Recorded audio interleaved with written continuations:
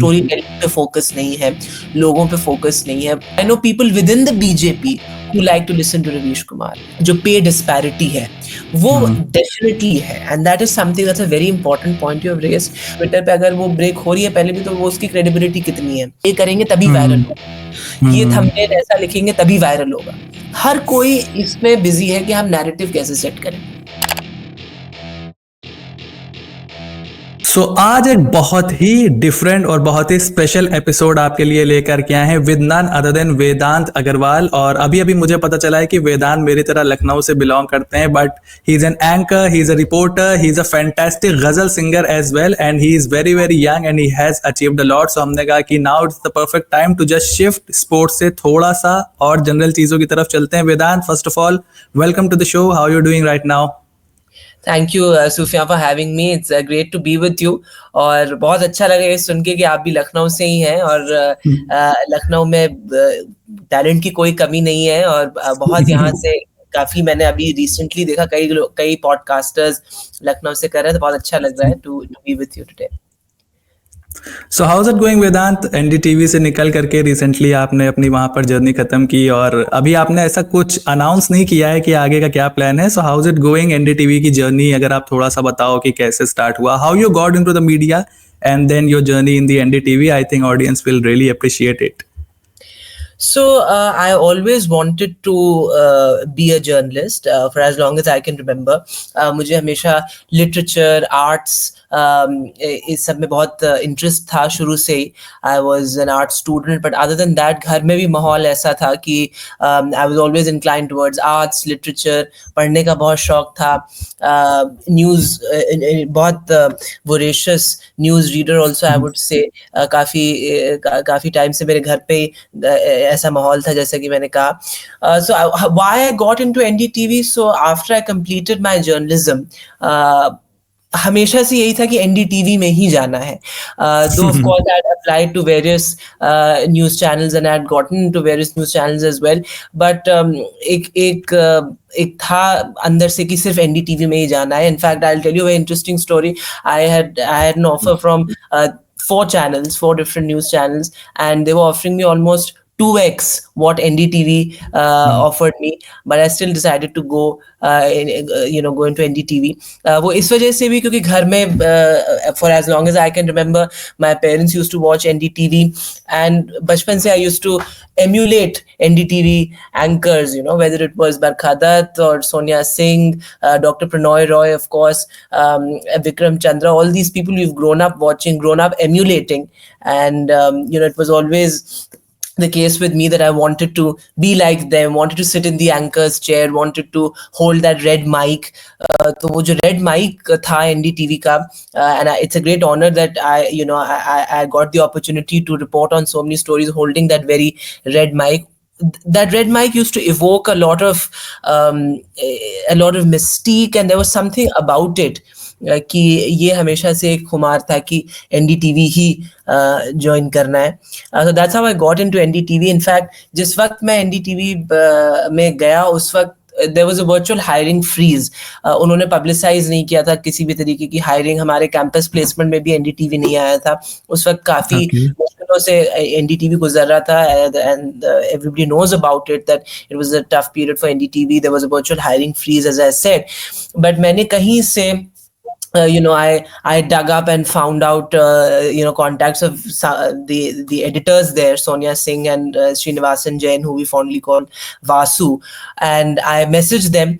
I messaged them relentlessly. In fact, I remember messaging Sonia that I'm a huge NDTV fan, I'm a huge NDTV admirer, and I would be NDTV would be really it sounds slightly cocky, but I said that NDTV would be really lucky to have me and stuff like that.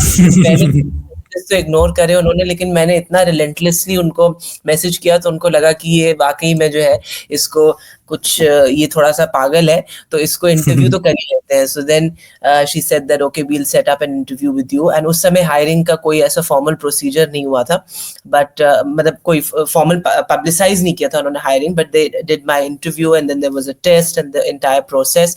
And the first thing in fact that Sonia who was the editorial director जो उस समय in doctor Prannoy Roy's NDTV, तो उन्होंने the first said जब वो मुझसे मिली वो यही कि उन्होंने यही बोला कि this boy has to be in news because he found out he dug up and he found out my contact. He was able to find out contacts of other editors. So this boy needs to be in news. तो इसी तरह NDTV में I got into NDTV and I started with on the टिकर desk. तो जो टिकर desk होती है वो बेसिकली जो आप बैंड्स देखते हैं नीचे न्यूज चैनल्स में, जो ब्रेकिंग न्यूज बैंड आते हैं, उस पे एंटर करने का काम होता है वो। So basically enter breaking news on that ticker band. तो उससे इब्तिदा हुई, उससे शुरुआत हुई, और फिर उसके बाद धीरे धीरे I started reporting. In fact I started reporting I think 2 to 3 weeks into getting into NDTV, और उसके बाद फिर धीरे धीरे काफ़ी अपॉर्चुनिटीज़ मिलने लगी, क्योंकि उस वक्त ऐसा भी समय था NDTV का जब काफ़ी क्रंच था because of the hiring freeze, because NDTV काफ़ी फाइनेंशियल क्राइसिस से भी गुजर रहा था उस टाइम पर। डॉक्टर प्रणॉय रॉय के अगेंस्ट केसेस थे, और वो एक मतलब बड़ा मुश्किल समय था NDTV के लिए, because it was the only channel that was doing that kind of journalism, that was questioning the government, that was doing stories that no other news channel was doing. तो उसका प्राइस पे कर रहा था NDTV by surviving with a resource crunch. तो उस समय बहुत कम रिपोर्टर्स थे, but I consider myself fortunate that I joined before the takeover, before the takeover, as we know, before the management change. I joined in Dr. Pranoy Roy's NDTV, और उस ज़माने में सारे जो बड़े एडिटर्स थे, रवीश कुमार को हमने देखा, Sonia Singh, as I mentioned, निधि राजदान, संकेत, सौरभ शुक्ला, इन तमाम लोगों के साथ काम करने का मौका मिला। तो I consider myself very fortunate. पर जैसे कि मैंने कहा कि बहुत कम लोग थे उस वक्त, तो मुझे अपॉर्चुनिटीज बहुत मिलती थी। तो उस वक्त शुरुआत ऐसी हुई कि जैसे मैंने कहा टिकर डेस्क पे, but I used to keep pitching stories कि मुझे इस पे रिपोर्ट करना है, उस पे रिपोर्ट करना है। Then I got a lot of opportunities. I have travelled almost the entire country. I have reported from more than 10 states, और हेडलाइन स्टोरीज पे रिपोर्ट करने का मौका मिला, इलेक्शंस कवर करने का मौका मिला। I have covered in just span of nearly 3 years, I have covered more than 8 elections, state elections, and of course the general election, 2024 general election as well. तो वो opportunities काफ़ी मिली, और बहुत freedom था to report, बहुत अच्छी mentorship थी। तो वो दौर मुझे लगता है बहुत अच्छा था, when I started off in the mentorship and guidance of all these great editors who, as I said, I grew up watching. So how did you decide to move on? ये डिसीजन कब आपने लिया कि अब move on करने का वक्त आ गया यहाँ से? जब मुझे 3 साल लगभग आई वॉज इन NDTV, और जैसा कि मैंने कहा कि मैंने ऑलमोस्ट सब कुछ करने का मुझे मौका मिला NDTV में। I was at the desk, I was reporting, I was anchoring, फिर NDTV का जो प्राइम टाइम शोज है वो एंकर करने का भी मौका मिला, जो बहुत आइकॉनिक शोज है, left right and centre, the news, ये सारे शोज हम बड़े हुए हैं देखते हुए। In fact I remember when I was in journalism school, there is this show called the news at 8 which was anchored by Sonia Singh. मैं उसको बहुत ज्यादा देखता था हर रोज, और that was one of my favourite shows, और I used to emulate her, उन कॉपी करने की कोशिश करते थे। और फिर I think the biggest goosebumps moment was when I actually anchored that show. तो आपको एक लगता है कि life has come full circle much too soon that you start anchoring the show you've grown up watching. तो काफी चीजें करने का मौका मिला NDTV में, बट मुझे लगता है कि एक जिसको हम कहते हैं अंग्रेजी में कि एक फॉर्म्यूलेक पैटर्न बन जाता है। I think television news is such that it becomes formulaic, कि आप कि इट बिकम्स रेपिटेटिव, और scope to do the kind of stuff that you want to, scope to push the envelope, scope to experiment, वो थोड़ा कम दिन ब दिन होता ही जा रहा है। तो इस वजह से मुझे लगा कि ये सही वक्त है छोड़ने का। और अब जैसे कि आप भी सोशल मीडिया पे ही अपना पॉडकास्ट कर रहे हैं, तो मुझे लगता है ये जो पावर ऑफ डिजिटल है, पावर ऑफ सोशल मीडिया है, I think that is something that is really fascinating, और ये और ज़्यादा बढ़ती जा रही है। तो मुझे लगता है ये डिसीजन तब लिया जब मुझे लगा कि you grow out of a space. आपने सब कुछ कर लिया, आपने अच्छा दौर भी देखा, नॉट सो रोजी पिक्चर भी देखी न्यूज़ की, टीवी न्यूज़ की, बट उसके बाद आपको लगता है कि अब वक्त है कि कुछ एक्सपेरिमेंट करें और कुछ I think it's very important as journalist and as story tellers to keep pushing the envelope, और जब उस चीज की उतनी स्पेस नहीं है, and I think it's not something जो किसी एक ऑर्गेनाइजेशन में, टीवी न्यूज इन जनरल का पैटर्न ही ऐसा है कि now it is become very formulaic कि एक ही तरह की चीज आप कर सकते हैं, लिमिटेड स्कोप है उसमें। तो तभी ये डिसीजन लिया कि I think it's time to move on. I think same thing happened with me when I started in Bharat Samachar. मेरे शुरुआत मेरी हुई थी डिजिटल डेस्क पे थे हम लोग, और उसके बाद वहाँ से स्पोर्ट्स एंकरिंग करने का मौका मिला, फिर रिपोर्टिंग करने का मौका मिला, फिर during the CAA protest ground पर भी गए, and we use to upload it with the channels logo on the social media. कभी टीवी पे चल जाता था, बट टीवी पे ये था कि पूरे शोज का, जैसे आपने बोला कि एक पूरा पैटर्न सेट था कि 7:30 बजे ये बुलेटिन, फिर 8 बजे डिबेट, फिर 9 बजे ये, फिर 2, तो उसमें कुछ नया डालने का स्कोप मिलता नहीं था, and then you sort of get burn out as well. I think आपका, अगर आपने वो वर्ड यूज नहीं किया, but I think burn out हो जाता है थोड़ा। बर्नआउट बिल्कुल हो जाता है, बिल्कुल बर्नआउट हो जाता है, because it's also something that is relentless. TV news is relentless 24/7, तो उसमें कहीं ना कहीं मुझे लगता है कि creativity suffers to an extent. But having said that, I also say that when I started off with NDTV, जो शुरू का 1.5 साल था, उसमें बहुत जिस तरीके से वो एडिटर्स चला रहे थे चैनल, उसमें मुझे लगता है क्रिएटिविटी का भी बहुत स्कोप था, रोज कुछ नया सीखने को मिलता था, और हम कहीं भी जाते थे। I remember going to the remotest villages of Uttar Pradesh, Punjab, Haryana, north east में भी मैंने रिपोर्टिंग करी है काफी, तो हिमाचल इलेक्शंस कवर करे, तो कहीं भी आप जाते थे, एक आपके हाथ में अगर एनडीटीवी का माइक होता था, तो लोग automatically, common the common man, common folks, वो आके, चाहे वो किसान हो, चाहे रिक्शे वाले हो, चाहे कोई भी हो, वो आके बोलते थे कि ये एनडीटीवी का, इनसे हम बात करना चाहते हैं। वो एक क्रेडिबिलिटी थी एनडीटीवी की उस जमाने में बहुत ज्यादा, अभी भी है, मैं कहूँगा उस जमाने में बहुत ज्यादा थी, और लोग आपसे बात करना चाहते थे, लोग आपको ट्रस्ट करते थे, तो इसलिए ग्राउंड पे भी सीखने का बहुत मौका मिलता था। और हमारे एडिटर्स इस तरीके से, they were running the channel in a way that they were looking for stories of the people. I think that is something that is really missing now, because for our editors earlier, whether it was Sonia, as I said, or other editors, all groomed by Dr. Pranoy Roy, उनके लिए focus था human stories, उनके लिए focus है stories about the people. कोई भी story, if it's about the farmers, students, teachers, nurses, इन लोगों की स्टोरीज बहुत इंपॉर्टेंट होती थी, स्टोरीज ऑफ द होमलेस। तो ये एक जो हमेशा ह्यूमन स्टोरी की तलाश में, हमारे एडिटर्स भी कहते थे कि every story has to have a human face. बहुत सारी ऐसी स्टोरीज होती हैं which are dominated by statistics, numbers, but उन नंबर्स और स्टैटिस्टिक्स के पीछे भी there is a human face.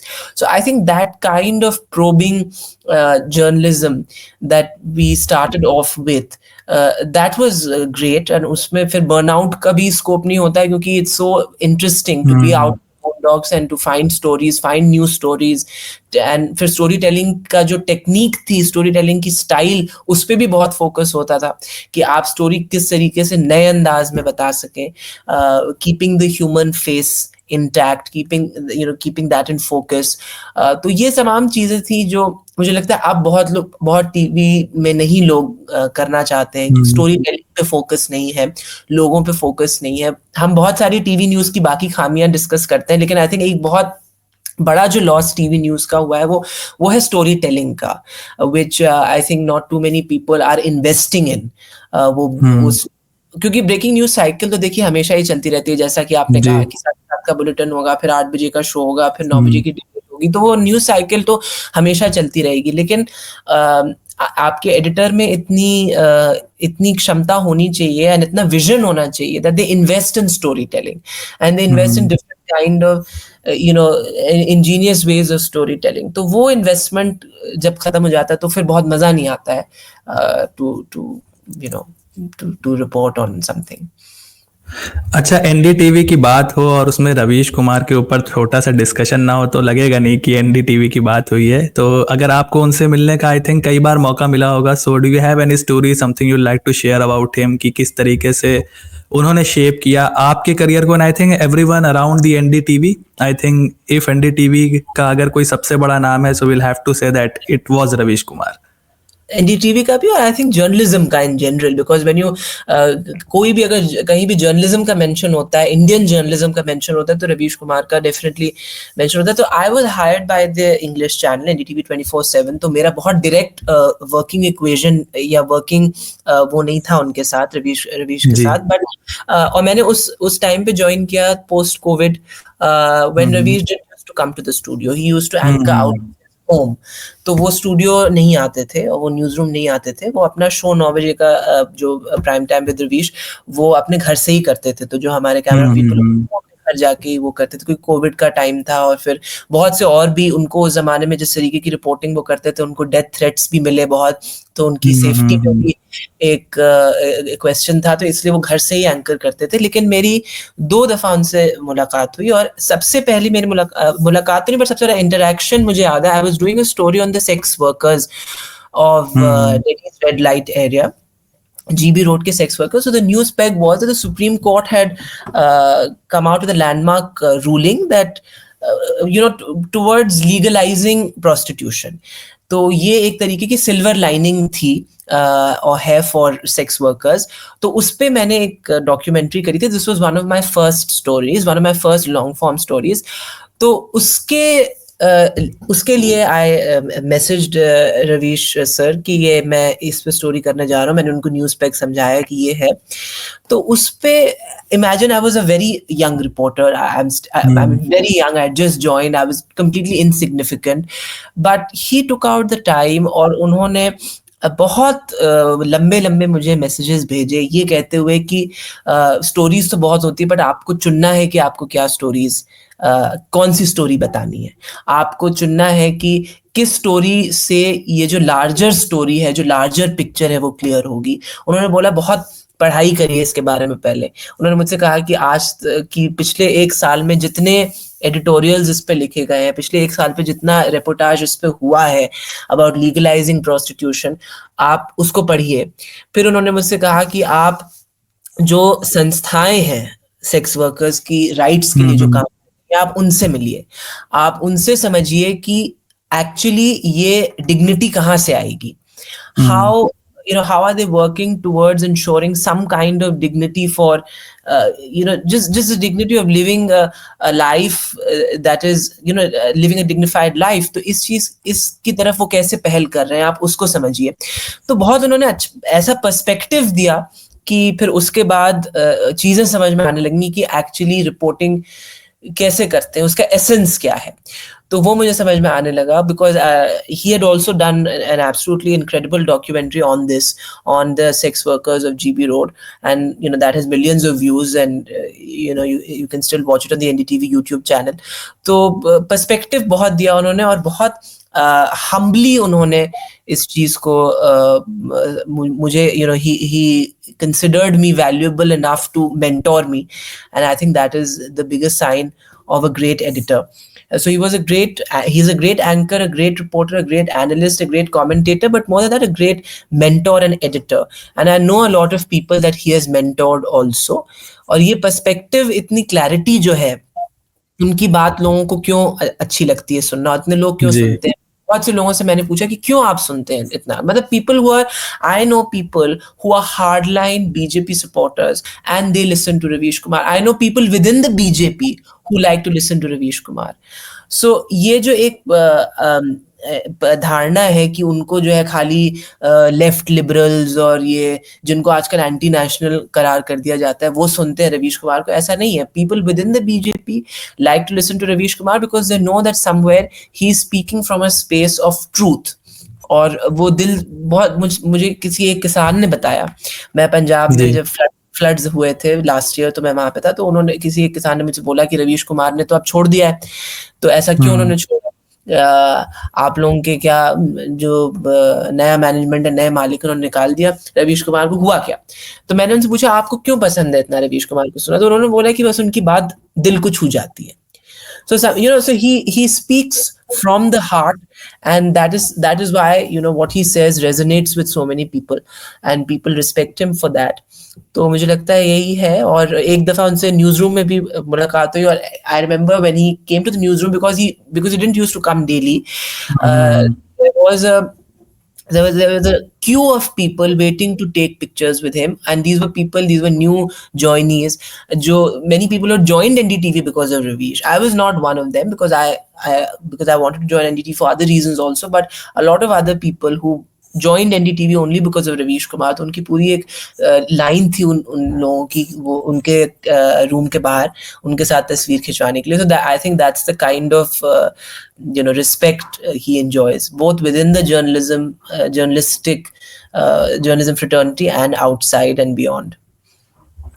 सो अब वो भी सोशल मीडिया पे शिफ्ट हो गए हैं and he is doing the work which he has always done. और आपने भी अभी सोशल मीडिया की बात की, सो मैंने क्वेश्चन रखा था थोड़े लेट के लिए, but I think this is the right time to ask कि how different is digital media and traditional media according to you? देखिए, ट्रेडिशनल मीडिया को भी बाइफर्केट करना पड़ेगा, because traditional media is of course print, which is your newspapers, and of course TV news. So there is a world of a difference between legacy media, as we call it, and social media and the digital space. I think there is a lot of freedom in digital media to say what you want to. That has its flip side as well.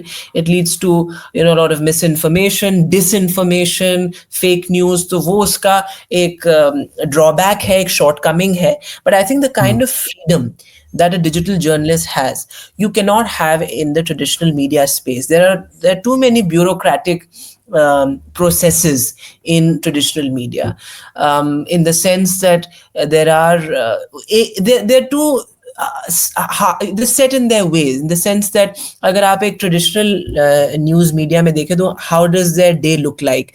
वो शुरुआत होती है एक 10 बजे सुबह edit meet होती है, उसमें आप जो भी दिन की स्टोरीज आपको लग रहा है शेप कर रही हैं उसको आप डिस्कस करते हैं, फिर आपका एडिटर डिसाइड करता है कि क्या डायरेक्शन लेना है. ये एक बहुत बड़ा डिफरेंस है कि डायरेक्शन जो लेना है वो एडिटर डिसाइड करता है, और उसमें बहुत सारे कंसिडरेशंस होते हैं आपको, because TV news is such, the revenue model is such that you rely heavily on government advertising, on corporate ad revenue. तो ये सारी चीजें जो हैं, कई सारे considerations आपको दिमाग में रखने पड़ते हैं before deciding the direction on a particular story.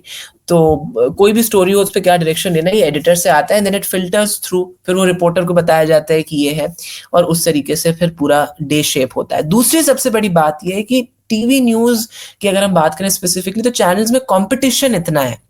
Who is going to break the story first? Who is going to be more sensational about a story? Who is going to be the most ये to not drop the ball on a story. इस चीज का pressure इतना ज्यादा है in TV news that sometimes you don't even know the kind of madness you're doing, or you don't even know whether people want to watch what you're doing. तो I think वो एक इतना उस चीज से ब्रेक अवे करना, I think ये हर industry में है.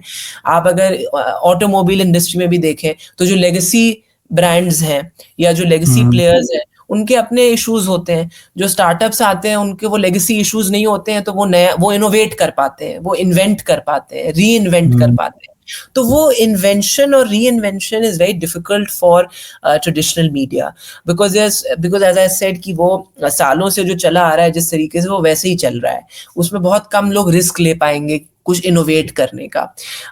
और जैसे कि मैंने कहा कि वो एड रेवेन्यू का जो विशेष साइकिल है वो तो है ही, लेकिन जैसे कि मान लीजिए मैं आपको एग्जांपल देता हूँ, अभी जैसे दिल्ली इलेक्शंस की बात चल रही है, तो आप हर इलेक्शन में यही पैटर्न देखेंगे. इलेक्शन हुआ, फिर उसके बाद गवर्नमेंट फॉर्मेशन का जब दौर चलता है तो everybody is running for that one exclusive interview.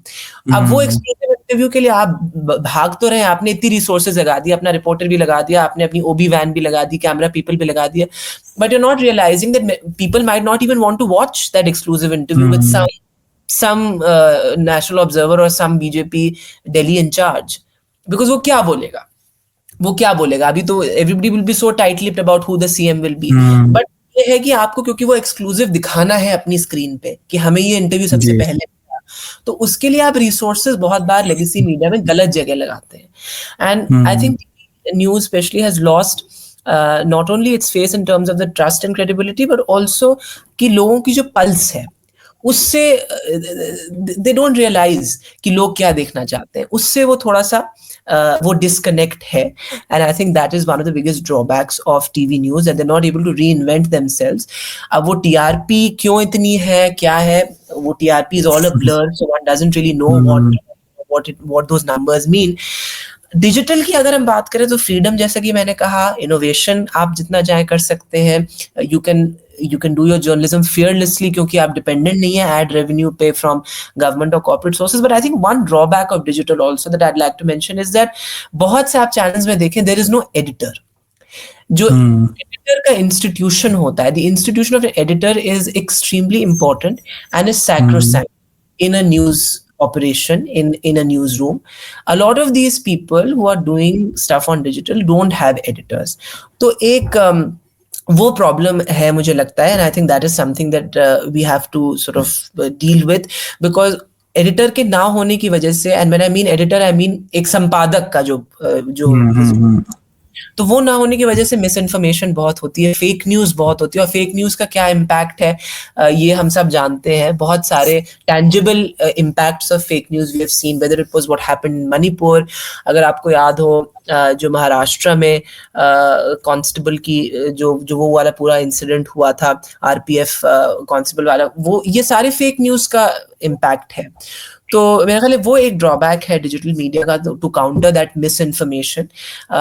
But there is a world of a difference and I think we live in times where digital is the way forward. इसमें कोई doubt नहीं है.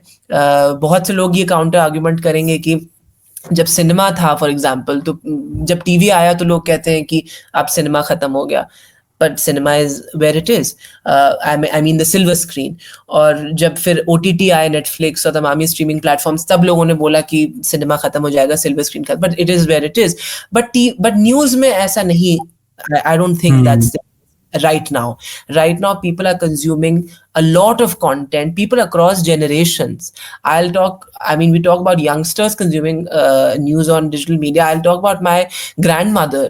She is glued to her mobile phone and she consumes news through on YouTube, and she is subscribed to all channels. She's subscribed to Ravish Kumar, she's subscribed to everybody on all sides of the spectrum. तो मेरे ख्याल है across generations जो impact है digital media का, that is something that we cannot deny. And traditional media is still stuck in its ways, but credibility अभी भी मैं ये कहूँगा कि है traditional media, कि ऐसा नहीं ही credibility खत्म हो गया. अगर editors थोड़ा सा spine और थोड़ा सा responsibility दिखाएं तो I think they can revive TV news particularly, but as I said, digital is the way forward. I think it's not really about the spine also. वो तो मेरे हिसाब से तो secondary चीज है. I think the newsrooms are too chaotic in my opinion. मतलब बहुत ज्यादा शोर मुझे देखने को लगता है न्यूज रूम्स में, and the work life balance is totally disrupted, and बहुत the workforce is low, and जो काम है वो काफी ज्यादा है. आई थिंक हर चैनल का अपना होता होगा, लेकिन जितना मेजोरिटी में मैंने देखा है, people are not getting paid enough. The जो छोटे चैनल्स हैं, रीजनल चैनल्स है, the salaries are delayed, so people are not motivated enough. So I think काफी सारी चीजें हो रही हैं. जब आप खुद का करते हो या किसी आप डिजिटल प्लेटफॉर्म पे करते हो, तो आपको कम से कम सेटिस्फैक्शन होता है कि जितना मैंने काम किया, जो भी रेवेन्यू बना या जो भी मेरे रिसोर्सेज रहे मेरे खुद के, आई थिंक काफी सारी छोटी छोटी चीजें. Do you think the news rooms are too chaotic, and जो पे स्केल है from ranging from freshers to the experience journalist, जो रिपोर्टर्स हैं, उनको जो रिसोर्सेज मिलते हैं, डू यू थिंक कि काफी इंप्रूवमेंट की जरूरत है? So newsrooms, it goes with the territory. The newsrooms are chaotic. Newsrooms are very noisy places, and that's how it is across channels. I think कि हर channel में ही ऐसा होगा. I have only worked in NDTV, so I don't know about the other channels. But for a place like NDTV, also, which supposedly people would think that it's not as noisy and chaotic, but it is. क्योंकि वो nature of हमारा काम ऐसा है. Newsroom operations are bound to be chaotic and noisy, and you're always caught in the middle of this conundrum कि आपका editor कुछ चिल्ला रहा है, फिर आप editor basically there is a newsroom in TV and then there is a PCR. तो जो newsroom है वो पीसीआर को गाइड करता है कॉन्स्टेंटली ऑन टॉक बैक या कॉल पे कि आप ये चीज ऑन एयर लो, ये चीज गलत जा रही है, इस चीज को ऑफ एयर करो, इस रिपोर्टर के पास जाओ। तो वो कांस्टेंट वो होता है। और ब्रेकिंग न्यूज, क्योंकि टीवी का नेचर ऐसा है 24/7 है, एक ये भी बात है क्योंकि 24/7 बहुत कम लोग ये चीज समझते हैं। बहुत लोग ये कहते हैं कि क्यों ट्रैश दिखा रहा है TV, but the fact is that you have to fill a 24/7 run down. If and for that you have to resort to many things. You have to resort to these shouting matches. You have to resort to repeating a lot of news. तो वो सारी चीजें करनी पड़ेगी क्योंकि 24/7 news cycle ऐसी है और ब्रेकिंग न्यूज का नेचर ऐसा है कि वो नॉइजी और क्योटिक तो होगा। जो आपने बात कही ऑफ जो पे डिस्पैरिटी है वो डेफिनेटली है, and that is something that's a very important point you have raised. A lot of the freshers who come in are paid very poorly, and आप जो डिस्पैरिटी देखेंगे बिटवीन जो top editors, top bosses, anchors और reporter में, that is huge, and I think that is very unfair. दो of course आप your seniority and your popularity and the kind of respect or whatever you enjoy, that has to be rewarded and that has to be remunerated. लेकिन इस तरीके की जो disparity है वो थोड़ी सी कम करने की कोशिश करनी चाहिए। आपने फ्रेशर्स की बात करी, मैं कैमरा पीपल की यहाँ पर बात करूंगा। अब कि the most I have learned in my journey is from camera people. हमारे NDTV में there are camera people who have 30 years of experience, who have been there since the founding days of NDTV, who have worked with legends. People have come and gone, but camera people have stayed. उन camera they are not paid well, और ये बहुत बड़ी एक ये इस चीज को एड्रेस करना बहुत जरूरी है। And I have spoken to camera persons across channels. they are paid really badly, और there is no respect that top editors have for say people on the field, whether it is camera people or reporters. तो वो disparity खाली not only in terms of what you're paying, but also in terms of respect, also in terms of skin in the game. वो skin in the game भी बहुत जरूरी है कि आप एक रिपोर्टर का कितना contribution है, कितनी उसकी बात सुनी जा रही है। There is no reporter, I can tell you with some amount of certainty, barring a few exceptions, there is no reporter in the TV industry who can report a story on his terms. There is no reporter in the TV industry, barring a few who are who are doing great stuff, but no reporter can report a story on his or her own terms. There will be people in your office, in your newsrooms, your editors, telling you to tone it down a notch, telling you to take it up a notch, telling you to filter out certain details. तो वो कितना reporter का skin in the game है, camera people का, people on the field, उसका मुझे लगता है काफी डिस्पैरिटी है। And I think people in the studios and in the news rooms have done a disservice to journalism by not respecting people on the field. और मुझे लगता है ये एक बहुत बड़ा चैलेंज है फॉर टीवी न्यूज, बिकॉज अगर आप उनको, ये देखिए क्रिएटिविटी और टैलेंट की कमी नहीं है, लेकिन अगर आप उनको थोड़ी एजेंसी देंगे, थोड़ा लीवे देंगे कि आप कर सकें जिस तरीके से भी आप चाहते हैं उस तरीके से आप स्टोरी रिपोर्ट कर सकें, वो चीज़ नहीं है अब टीवी में। तो I think that also is a big challenge. मेरा क्वेश्चन भी यही था अगला, कि आपने उसको थोड़ा बहुत आंसर भी कर दिया, कि एडिटोरियल फ्रीडम रिपोर्टर्स की और एंकर्स की क्या अक्रॉस चैनल्स आपको लगता है कि काफी ज्यादा कम तो थी ही ऑलरेडी और भी ज्यादा कम होती जा रही है? बिकॉज काफी सारी चीजें तो फिक्शनल चीजें भी काफी ज्यादा चलने लग रही हैं चैनल पे, जैसे आपने बोला कि 24/7 दिखाना है। And I think Ravish also made a point, एक मैंने उनका देखा था जब वो NDTV में थे, तो उन्होंने एक जगह पे पॉइंट आउट किया था, वो दैट स्टक विद मी, कि जब आप रिपोर्टिंग करते थे पहले, काफी सारे रिपोर्टिंग करने के बाद, एक्सपीरियंस लेने के बाद आप न्यूज रूम आते थे और तब आप एडिटर बनते थे या एंकर बनते थे। अब आप उस तरीके से चीजें नहीं होती हैं। सो डू यू थिंक कि एडिटोरियल फ्रीडम और कम होता जा रहा है एंकर्स का, रिपोर्टर्स का? ये बहुत इंपॉर्टेंट पॉइंट आपने बोला कि पहले ये होता था कि after years of slogging on the field you become an editor after that. जैसे मैंने बहुत लोगों के बारे में ये सुना है कैमरा पीपल से, और जो और सीनियर रिपोर्टर कॉलीग्स हैं, जैसे somebody like राजदीप, हम रवीश की बात करें, somebody like Rajdeep, a lot of people tell me that he has always been a reporter's editor. he has always prioritized his reporter, prioritized people on the field. तो ये depend करता है. I have heard similar things about Barkha, for example, who has been on the field for such a long time. I mean, she runs her own company now, but she's still on the field. तो ऐसे लोग जिस तरीके से treat करेंगे अपने junior reporters को, वो बहुत डिफरेंट होगा from somebody who has always been in the cocoon of a news room या स्टूडियो. वो नहीं समझ पाएंगे कि स्टोरी किस तरीके से करनी है, और ये डिफरेंस है. फॉर एग्जांपल somebody like संकेत, जिन्होंने मुझे काफी मेंटोर किया इन माय इनिशियल इयर्स, और काफी मेरे और रिपोर्टर कॉलीग्स को मेंटोर किया, because he has been on the field, और वो लखनऊ ब्यूरो में भी थे, तो उनको काफी समझ है फील्ड की. तो वो एक पॉइंट है जरूरी जो आपने बोला.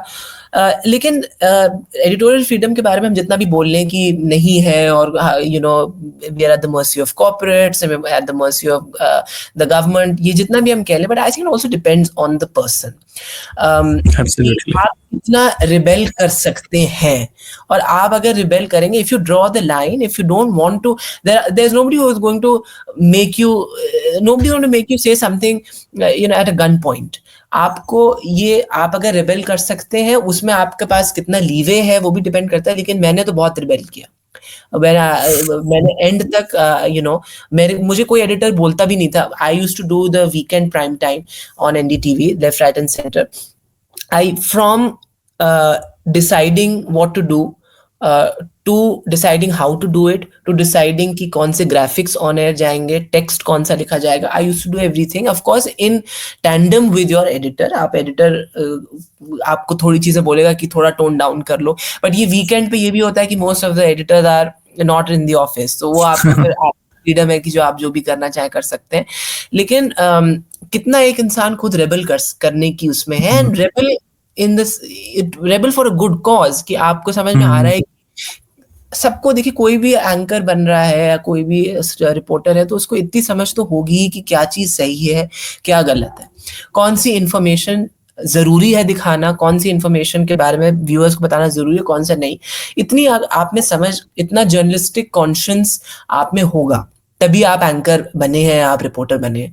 तो I think trust, I would say that people should trust their journalistic. I am no veteran, I am a very very young journalist, और मुझे ये कोई नहीं ये सब कहने का, लेकिन I am just from the perspective of what is right and what is wrong. मुझे लगता है आप जर्नलिस्टिक कॉन्शियस अगर अपना एक्सरसाइज करें, तो I think nobody will force you to do anything, unless, मैंने एनडीटीवी में तो एंड तक कभी ऐसा नहीं देखा कि कोई आपका एडिटर आके, even after the takeover, I have to say this, nobody has come and said to me और एनीबडी एल्स कि if you do this, your job is on the line, और लुक फॉर अनदर जॉब.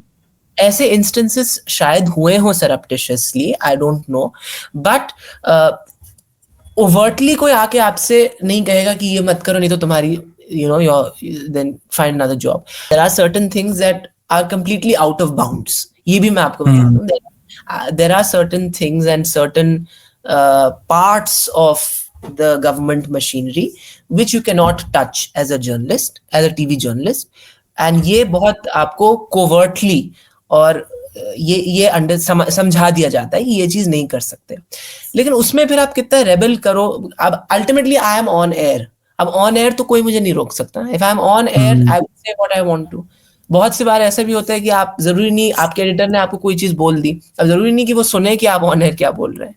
तो I think ये चीज ये individual पे भी depend करता है कि कितना आप रेबल कर सकते हैं. अगर आपको लग रहा है कि जो आप बोल रहे हैं वो सही है, तो फिर बिल्कुल मेरा ख्याल है ऑन एयर तो आपको कोई नहीं बोलेगा कि आपका माइक तो कोई फेडर डाउन नहीं कर सकता ऑन एयर. तो मेरा ख्याल है more often than not it has worked for me.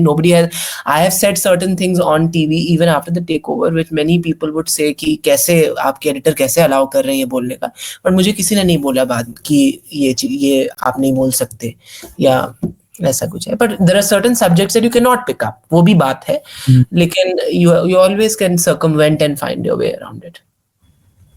So do you think कि आज के टाइम पे जैसे डिजिटल मीडिया और टीवी मीडिया के बीच का जो कंपटीशन चल रहा है, एंड नाउ स्लोली या फिर अब तो बोल सकते हैं कि काफ़ी फास्ट भी, the traditional media is also shifting towards the digital, क्योंकि अब मैं खुद अगर अपनी बात करूं तो ट्विटर से और इंस्टाग्राम से मेरे 2 प्राइमरी सोर्सेज हैं जहां से मैं न्यूज़ पिकअप करता हूँ, और सबसे पहले आती भी वहीं पे। I think before you run the breaking news on TV, या फिर नीचे जो ब्रेकिंग न्यूज़ चल रही है, if there is an ad break, I think उससे पहले आपको बस खटाखट ट्विटर पे आप डालो and it just appears on your screen.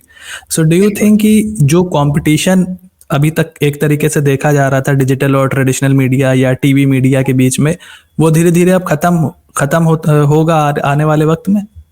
ये आपने बहुत इंटरेस्टिंग बात की, क्योंकि हम जैसे हमारा एक ग्रुप होता था, reporters group on for NDTV also, तो बहुत से बार ऐसा होता था कि लोग ट्विटर लिंक्स भेजते थे, क्योंकि ट्विटर पे न्यूज़ ब्रेक हो चुकी है, तो वो लिंक भेज के पूछते थे हमारे एडिटर्स की, रिपोर्टर्स से, कि भाई ये इन्फॉर्मेशन हमारे पास क्यों नहीं है अभी तक, that story has already broken on social media, many a time that story can also be false. तो ये भी एक बात है कि ट्विटर पे अगर वो ब्रेक हो रही है पहले भी, तो वो उसकी क्रेडिबिलिटी कितनी है, क्योंकि कोई भी कुछ भी डाल दे ट्विटर पे, at time there are nameless faceless people who put whatever they want, और फिर वो वायरल हो जाता है। तो वो भी एक बात है, लेकिन हाँ, बहुत फास्ट न्यूज़ ब्रेक हो रही है, and Twitter has without a doubt become the most I won't say most credible, but certainly the most consumed platform for news, source of news. तो वो definitely है। और competition की जहाँ तक बात है, तो I think TV, I can say that as somebody who's worked in TV, that TV people, TV journalists are looking at doing shows, picking up topics that have the potential of going viral on social media. Social media, तो ये consideration बहुत ज्यादा है। आप prime time के भी जो topics decide होते हैं, उसका भी एक प्रोसेस होता है, उसकी भी एक एडिटोरियल मीटिंग होती है। प्राइम टाइम के प्रोसेस डिसाइड करने के, टॉपिक्स डिसाइड करने के प्रोसेस में भी बहुत बड़ा कंसिडरेशन ये होता है कि क्या ये वायरल हो सकता है सोशल मीडिया पे। बहुत बड़े बड़े एंकर्स को मैंने देखा है, I will not name, but I have seen very big anchors who will go and check constantly कि उनका जो प्राइम टाइम शो है, how is it doing on YouTube, उनको यूट्यूब पे कितने व्यूज मिले, क्योंकि जो भी ऑन शो होता है ऑन एयर, वो यूट्यूब पे भी पोस्ट होता है, मीडिया पे पोस्ट होता है।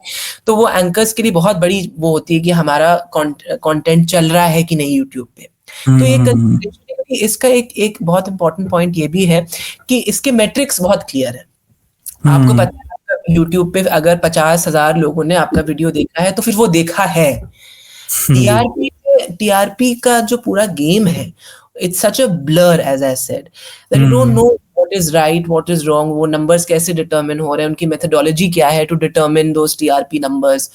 तो इसलिए insiders या TV journalists themselves don't rely, उनको भी एक reality check तो चाहिए ना कि हमारा शो देखा जा रहा है, तो वो reality check के लिए डिजिटल पे ही जा रहे हैं। तो इसलिए ये डेफिनेटली है, people have realized, TV journalists have realized the power and potential of social media, of digital media। और हर टीवी चैनल का भी एक डिजिटल आर्म है, इंडिया टुडे हो चाहे in fact NDTV has the biggest reach on social media। और मैं खुद TV, even when I was in NDTV, I used to watch the NDTV live link on my phone। तो इसलिए वो ऐसा हो गया है, क्योंकि ऑन द मूव आप देख सकते हैं, आप कहीं कम्यूट कर रहे हैं, ट्रैवल कर रहे हैं, you can watch TV on your phones. तो वो पूरा इस तरीके से अब बन गया है कि पीपल रियलाइज दैट इसी तरफ अब जो है रुख करना पड़ेगा, and people are not digitally relevant, they have a real complex about it, कि अगर आपको टीवी पे लोग देख रहे हैं, लेकिन their focus is a lot कि हमें डिजिटल, हमें सोशल मीडिया पे और डिजिटल पे एक वो चाहिए अपना बेस। बिकॉज आई थिंक जैसे कि मैंने कहा, वो मैट्रिक्स बहुत ट्रांसपेरेंट मीडिया के, ट्रांसपेरेंसी जो उस डिजिटल मीडिया के मैट्रिक्स में है, social media, is much more than TRP, because TRP का तो किसी को नहीं पता। Every channel is number 1, every channel is beating TRP follow, so we don't know कि क्या है उसमें टीआरपी का system. Do you watch podcast Vedant? I mean, there is no particular podcast that I follow anything, but here and there काफी अच्छे podcast. अभी recently मैंने एक पॉडकास्ट सुना जो मिस्टर शशि कुमार, जो वेटरन जर्नलिस्ट रहे हैं, जिन्होंने एशिया नेट की जिन्होंने शुरुआत करी, वो I think one of the first people to start broadcast journalism. उन्होंने अभी एक रिसेंटली पॉडकास्ट किया which I think is really incredible. It's called death, lies and cyanide. It's on Spotify, और it is about जो famous cyanide, infamous cyanide killings थी केरला की, उसके ऊपर है. I think it's a fantastic podcast. It's a very powerful medium. As somebody who's into music, it's podcast works well. But I still haven't, I think, really explored this medium as much, I would say. Yeah. नहीं, ये मैंने इसलिए पूछा because I like to share two things. जी. पहला तो I think during the 2024 US elections there was a time when Joe Rogan, if you know him, the UFC commentator and one of the biggest podcasters, Joe Rogan's show got more views than whole of CNN combined in a week. मतलब CNN के जितने भी shows पूरे दिन चल रहे थे, सिर्फ प्राइम टाइम शो नहीं, जितने भी शोज उनका ऑल ओवर जितने भी व्यूज आ रहे थे उनको on the digital platform, obviously CNN के यूट्यूब चैनल पे, उसको कंबाइन करके भी वो जो रोगन के पॉडकास्ट के बराबर नहीं थे. मतलब दे वर नॉट नियर जो रोगन. बराबर तो बहुत दूर की बात है. And this is in the US. And in India also I know, I am sure you have seen की the big politicians across the political spectrum are now collaborating. Yes. They are collaborating with the creators and the creators are talking about their personal lives और एक नया perspective भी उससे वो लोग share कर रहे हैं. सो लेकिन उससे फिर वही miss information and basically the YouTuber is doing it for the views and the money. I mean I am a YouTuber so I know कि जब मैंने ये चीज बोली तो क्यों बोली, क्योंकि मेरा प्राइम रीजन वहां पर एक अनबायस्ड न्यूज पोर्टल बनने का नहीं है, मेरा वायरल होने का है, या मुझे ज्यादा से ज्यादा व्यूज आई बॉल्स चाहिए. मेरा अनबायस होने का, I try to be unbiased as much as I can, but at the end of the day आप ज्यादा से ज्यादा व्यूज लाने के बारे में सोचोगे. एंड आई थिंक कि डिजिटल प्लेटफॉर्म इस तरीके का प्लेटफॉर्म है, जब आप एक बार आते हो, no matter how much you try to be unbiased, मतलब ये मेरा खुद का ऑब्जर्वेशन है, I don't have any data to prove it, but जितना भी आप अनबायस्ड होने की कोशिश करते हो, it just sucks you in कि एक टाइम के बाद फिर आप वो व्यूज और मेट्रिक्स और रिटेंशंस और आरपीएम उस तरीके से देखने लगते हो चीजें. सो डू यू थिंक कि आगे जाते हुए ये एक परेशानी आएगी डिजिटल प्लेटफॉर्म्स पे? मैं इसका आपको एक फ्लिप साइड भी बताता हूँ. There is a lot of hunger for unbiased plain and simple news even digital पे. आप डिजिटल पे अगर देखें तो बहुत लोग, there are so many people I meet, youngsters, people my age, people younger than me, students, UPSC जो के लिए जो तैयारी कर रहे हैं, बहुत से लोग ये कहते हैं कि हमें कुछ नहीं चाहिए, हमें सिंपल न्यूज चाहिए. एंड ऑन बिकॉज आप देखिए ना, ये भी तो एक बात है कि उनके पास टीवी नहीं है. एक ये भी इसका, that's not one of the primary reasons, but that was one of the reasons कि डिजिटल पे बहुत हंगर है कि लोग आकर सिर्फ एक स्टोरी के, जैसे टीवी पे अगर आप देखें, हम लोग एक फॉर्मेट होता है जिसको कहते हैं वीडियो टेप फॉर्मेट, वीटी. वो वीटी क्या होता है बेसिकली कि 1.5 मिनट के एक पैकेज में, न्यूज पैकेज में, you get all sides of the story in an interesting way, in a well written way, in an engaging way, visually rich way. और वो उससे आपको पूरी स्टोरी की समझ आ जाती है, पर्सपेक्टिव मिल जाता है, स्टोरी का एसेंस समझ में आ जाता है. इस चीज की बहुत हंगर है ऑन सोशल मीडिया, बिकॉज आप देखें कि अभी people are doing news, or I don't think anybody is doing news. I don't think Dhruv Rathi is doing news. I don't think your people like maybe Abhi and you, or I don't want to take names, but a lot of people who have made TikTok, they're not doing news. वो एक तरीके से opinion pieces कह सकते हैं. Opinion pieces, absolutely. Commentary, it's more of commentary, not so much news and journalism. Commentary can be part of journalism, but it's not the only part of journalism. Journalism is also about just telling a story as it is. तो वो चीज बहुत कम लोग कर रहे हैं, और उसकी एक रियल हंगर है. In fact, this is something that I was discussing with my dear friend and co-founder now of the new venture that we are starting, Priyanshi. वो भी NDTV में ही थी मेरे साथ, और very very close friends. तो हमने इसी सोच से शुरू कर रहे हैं अब. Hopefully we'll launch soon enough. तो वो हमने इसी की न्यूज, सिंपल न्यूज की बहुत हंगर है, और journalist have to reinvent. Viral भी होगी, देखिए वायरलिटी भी आएगी, लेकिन अब वही चीज जो टीवी के साथ गलत हुआ वही डिजिटल में भी हो रहा है कि आपने एक फॉर्मूला, एक पैटर्न बना दिया कि ये करेंगे तभी वायरल होगा, ये थंबनेल ऐसा लिखेंगे तभी वायरल होगा. बिकॉज consumers are not आप उनको क्यों उनके baser you don't have to pander to their baser instincts. You have to realize that a news consumer is very sharp and intelligent, especially in India.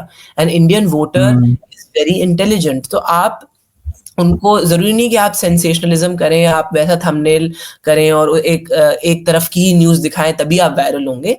आप reinvent करिए, आप reels की तरह news present करिए, या कितने तरीकों से आप प्रेजेंट कर सकते हैं news, visually rich, well written, engaging news. तो उसके लिए ऑडियंस की कमी नहीं है. और मुझे लगता है ये फॉर्मूलेक जो हमने अपने दिमाग में बना लिया है कि इसी तरीके से न्यूज़ वायरल होगी, वो गलत है. और मुझे लगता है ये उस ऑडियंस की कमी नहीं है, एंड पीपल विल रियलाइज कि ये ज़रूरी है. और अभी एक रिसेंट वर्ल्ड इकोनॉमिक फोरम की रिपोर्ट भी है लास्ट ईयर की, जिसमें fake news is touted as the biggest global risk to the world, more dangerous than wars, more dangerous than climate change, more dangerous than armed conflict. तो आप imagine कर सकते हैं कि फेक न्यूज़ कितना बड़ा इशू है. और India is among the countries most vulnerable to fake news. तो इसलिए बहुत ज़रूरी है कि ये कमेंट्री और ये ओपिनियन वो तो चलता ही रहे, लेकिन न्यूज़ एज इट इज़ बहुत ज़रूरी है कि हम डिजिटल पे उस तरीके से प्रेजेंट करें.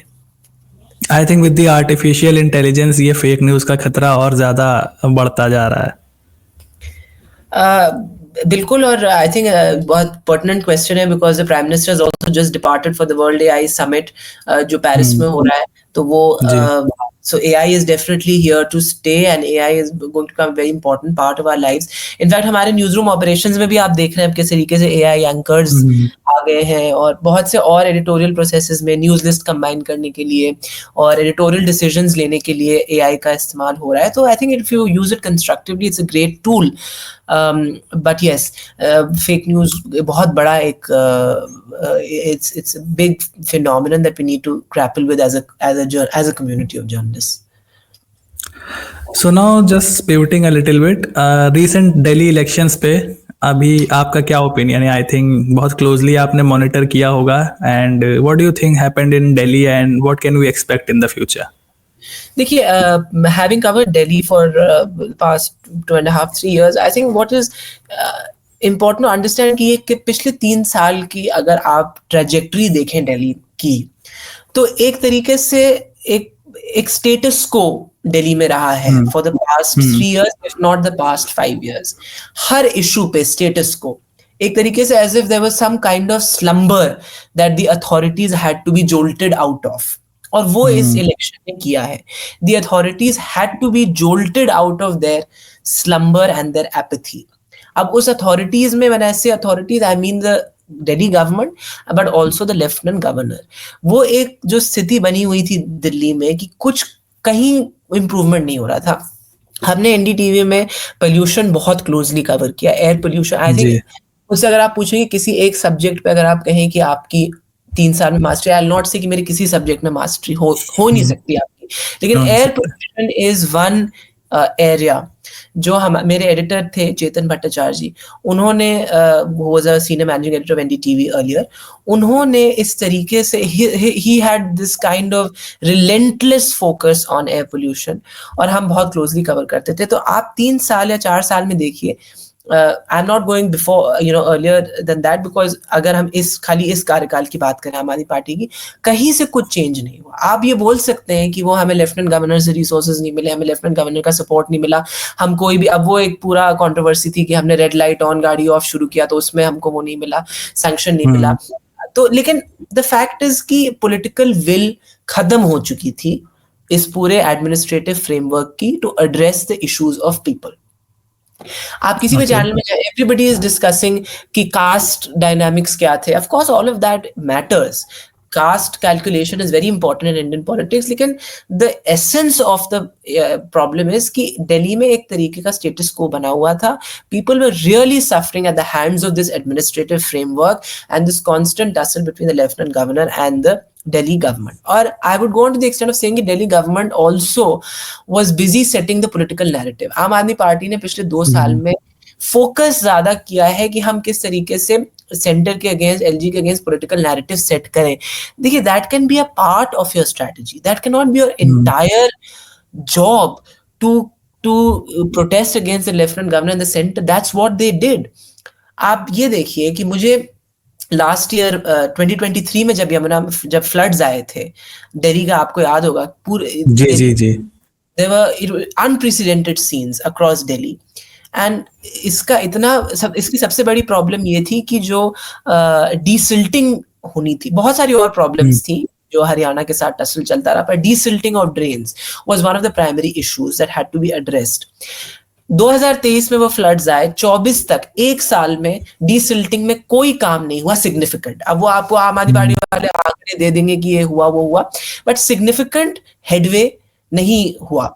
तो ये काम क्यों नहीं हो पा रहा था? पोल्यूशन को अगर आप देखें 2024 पोल्यूशन लेवल्स, मतलब अक्टूबर नवंबर दिसंबर जनवरी तक में AQI was in the severe category. मतलब आप सोच सकते हैं. और इसका मतलब क्या होता है? इसका आपको अगर सिंपल टर्म्स में बताऊं, breathing in Delhi is like smoking 12 to 14 cigarettes a day. That is the impact of breathing Delhi air. तो citizens were left, to die. And वो स्लम्बर बना अथॉरिटीज का.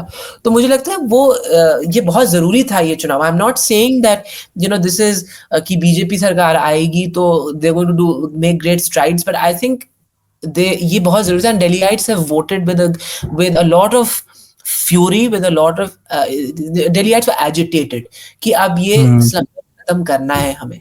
पोल्यूशन में कुछ यमुना का आप देखें, ये यमुना का अभी इलेक्शन के पहले इतना हो रहा है, लेकिन ये 3 साल से सेम सिचुएशन है. हर साल छठ का जब पर्व होता है, millions of Chhath devotees toxic foam में, वो foam that is deadly foam, उसमें वो they taking a dip in that Yamuna.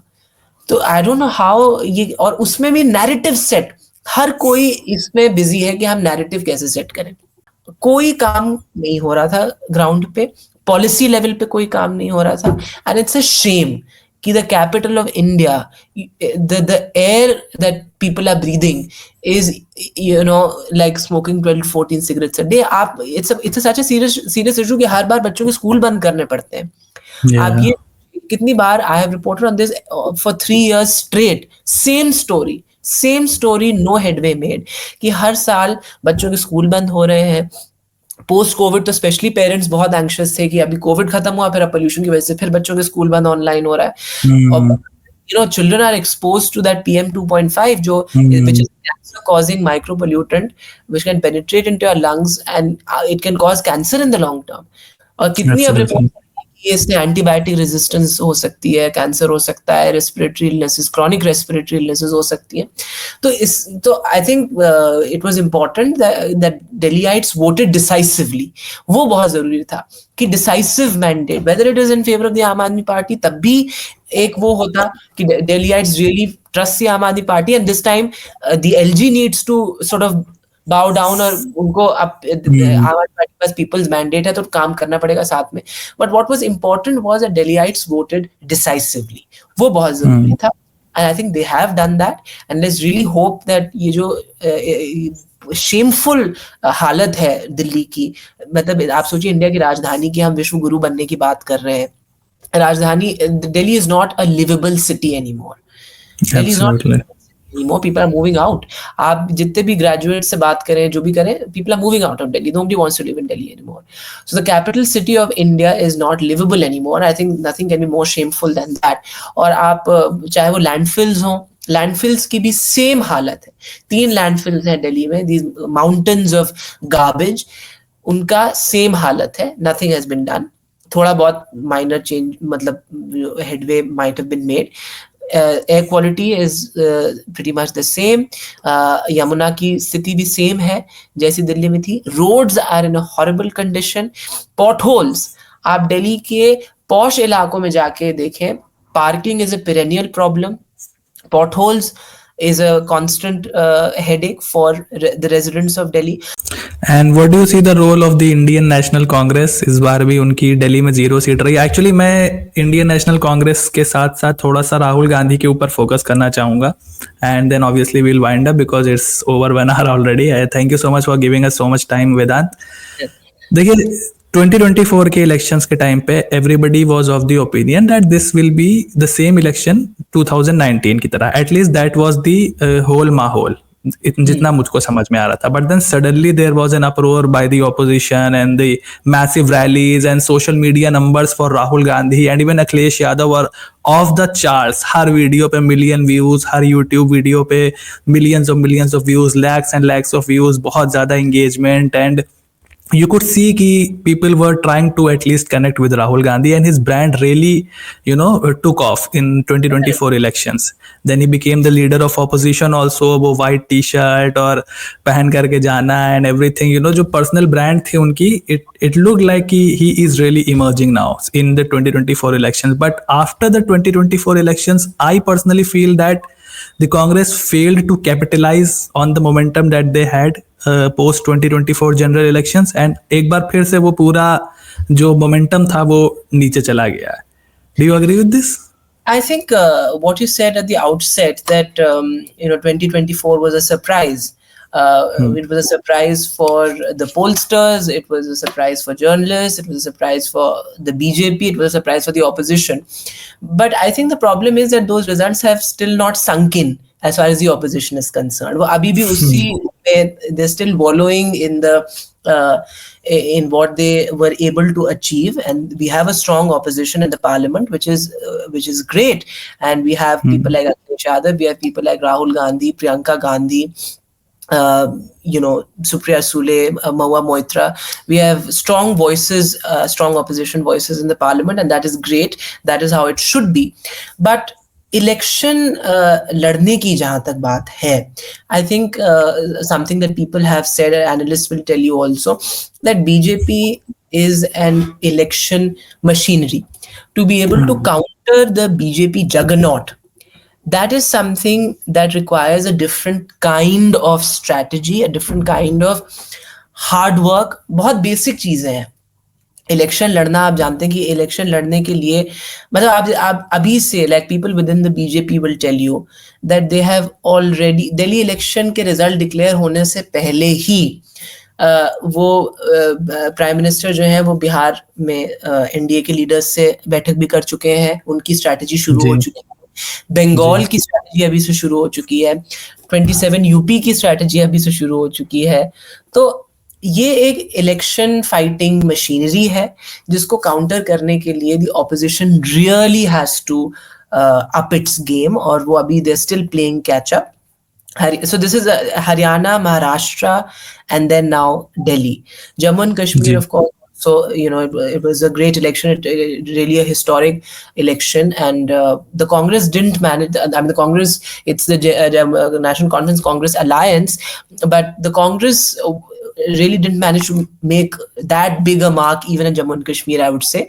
But Haryana, Maharashtra और Delhi आप देखिए, the BJP has won, and how. तो ये मेरा ख्याल है it's not so much to do with the mood in the country, but it's just to do with how to fight elections. It's a textbook case of how to fight elections. क्योंकि BJP की जिस तरीके से वो narrative set करते हैं, जिस तरीके से they have boots on the ground, polling day पे अगर आप पोलिंग डे पे कवर करने जाएं तो जिस तरीके से बूथ लेवल मैनेजमेंट है बीजेपी का, the way they make sure that votes are polled in their favour, the way they make sure that they pull the voter out of their homes. तो ये इस तरीके का नैरेटिव सेट करना, फिर उसके बाद to have boots on the ground, to work 24/7 round the clock campaigns, तो वो मेरा ख्याल है that is one of the reasons why the BJP is able to deliver. और एक बहुत बड़ी चीज इसमें है सोशल इंजीनियरिंग। जिस तरीके की सोशल इंजीनियरिंग बीजेपी करती है in terms of understanding caste dynamics, understanding caste calculations, वो बहुत बड़ा। आपने हरियाणा में भी यही चीज देखी, आपने महाराष्ट्र में भी यही चीज देखी, आपने दिल्ली में भी यही चीज देखी। The BJP has a certain kind of it has a great understanding of caste, which many would say is quite unfortunate also, but it is a reality. People do vote on caste. People do vote. वो caste lines पर vote करते हैं. That is a reality of how elections are fought and how elections are won in India. तो वो एक चीज मेरे ख्याल में जरूरी है that the opposition tries to sort of factor that in. और अभी आपने भारत जोड़ो यात्रा की जैसे बात करी, it was a great project that Rahul Gandhi undertook, traveling across the length and breadth of the country, and that paid political dividends. Many wrote him off कि ये उससे क्या होगा, ये इलेक्शंस महाराष्ट्र में है और वो अपनी यात्रा कहीं और कर रहे हैं. तो वो many people wrote him off, but I think that paid political dividends. But the fact is that to take on a political juggernaut, like an election juggernaut like the BJP, एक तो बहुत strong leadership की जरूरत है opposition को, and a complete relook at the strategy of how they fight elections. So that's about it, about the political climate of India. Vedant, thank you so much for coming on the show. But last question before I let you leave is, what do you think about the future of journalism and जो upcoming लोग हैं, upcoming youngsters who are graduating or pursuing journalism? What advice would you like to give them? So देखिए, many people say that journalists are a dying breed. And because, with the intervention of artificial intelligence and chat GPT and, the might of social media, anybody can be a journalist. So journalism as a science, many people would say, is on the decline.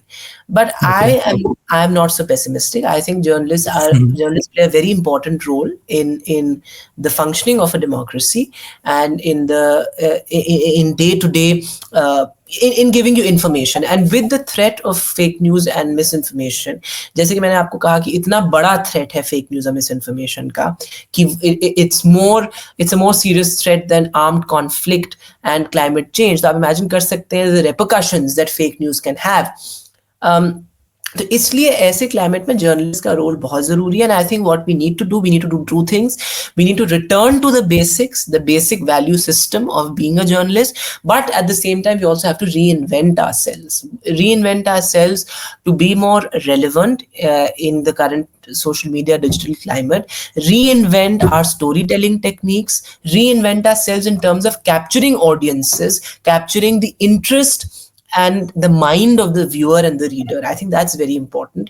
People need to realize that the same old formulaic pattern of TV news or print news is not going to work. When I say people, I also mean people of my generation.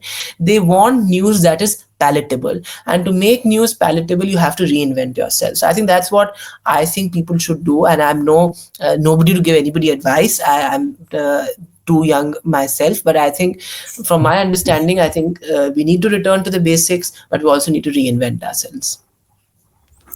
So that's about it. Thank you, Vedant, for coming on the show. I hope you liked it, and we should do it sometime again. Absolutely, Sufyan. Next time we should do it somewhere outside and somewhere in person in Lucknow. Absolutely. Thank you so much. So much. Thank you. Bye.